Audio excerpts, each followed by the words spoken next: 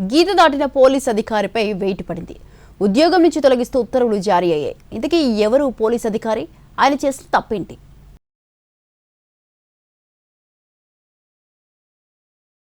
లాఠీ పట్టుకుని శాంతి భద్రతలను కాపాడాల్సిన పోలీస్ గాడి తప్పాడు.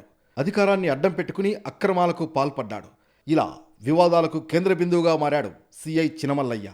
దీంతో మల్లయ్యను విధుల నుంచి తొలగిస్తూ ఉత్తర్వులు జారీ అయ్యాయి. సిఐ చినమల్లయ్య తనపై అత్యాచారం చేశాడంటూ ఏప్రిల్ 29న వినుకొండ మండలం బ్రాహ్మణపల్లికి చెందిన బాధితురాలు పోలీసులకు ఫిర్యాదు చేసింది. దీంతో చినమల్లయ్యపై వినుకొండ రూరల్ పోలీస్ స్టేషన్లో కేసు నమోదైంది.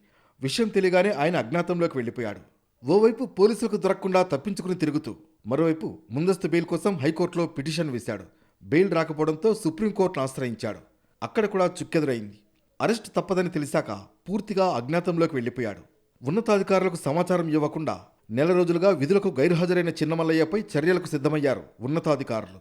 విధుల నుంచి తొలగిస్తూ నిర్ణయం తీసుకున్నారు. చిన్నమల్లయ్య పనిచేసిన ప్రతి చోట వివాదాలే. ఎక్కడ పోస్టింగ్ ఇచ్చినా అవినీతి అక్రమాలే. దీంతో తరచూ ట్రాన్స్ఫర్లవుతూ వచ్చాడు. వైసీపీ ప్రభుత్వ హయాంలో ఆందోళన చేస్తున్న టీడీపీ శ్రేణులతో దురుసుగా ప్రవర్తించాడు. కారంపూడిలో టీడీపీ నేత రామును నడి రోడ్డుపై తుపాకీతో బెదిరించాడు. రాములు ఉన్నతాధికారులకు ఫిర్యాదు చేస్తే దుర్భాషలాడుతూ వాట్సాప్ ద్వారా బెదిరింపు వాయిస్ మెసేజ్లు పంపాడు. అప్పట్లో చినమల్లయ్యను వీఆర్కు పంపారు. ఇంతలో అతనిపై అత్యాచార ఆరోపణలు రావడంతో సస్పెండ్ చేశారు. తాజాగా చినమల్లయ్యను సర్వీస్ నుంచి డిస్మిస్ చేస్తూ గుంటూరు రేంజ్ ఐజీ త్రిపాఠి ఉత్తర్వులు జారీ చేశారు.